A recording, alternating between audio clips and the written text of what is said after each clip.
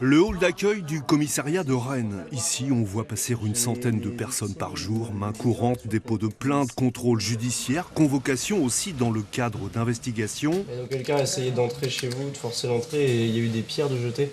Eux, par exemple, ont vu leur domicile dégradé. Il y a eu une interpellation. Ils vont être entendus. C'est Malo qui les aiguille. 20 ans, policier adjoint depuis 2 mois. Il peut aussi partir en intervention. Il n'y a pas de routine dans ce métier-là. J'aime parler, j'aime aider les gens, j'aime discuter.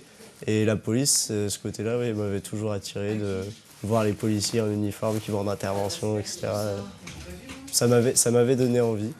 Plus loin à la porte, une jeune femme assure aussi la sécurité. Je vous laisse déposer vos affaires. À Rennes, des policiers adjoints en comptent 45 et la police nationale en recrute à nouveau 3000 en France. Alors pas de casier judiciaire, mais pas de diplôme requis.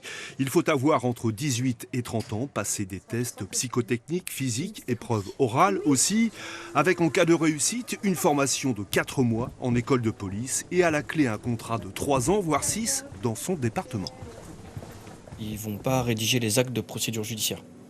Mais sinon, sur les interventions, ils sont habilités à porter leur arme, entraînés à l'utiliser. S'ils doivent aller sur un différend conjugal, des violences intrafamiliales ou une personne excitée sur voie publique, ils seront à côté des gardiens de la paix pour procéder au contrôle, aux interpellations.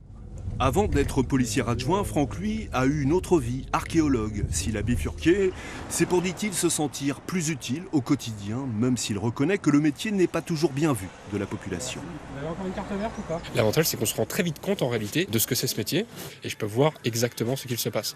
Et donc là, en effet, rien n'est noir, rien n'est blanc, ce sont des niveaux de gris, ce sont des choix difficiles à faire au quotidien et le but, c'est toujours de prendre la meilleure décision possible.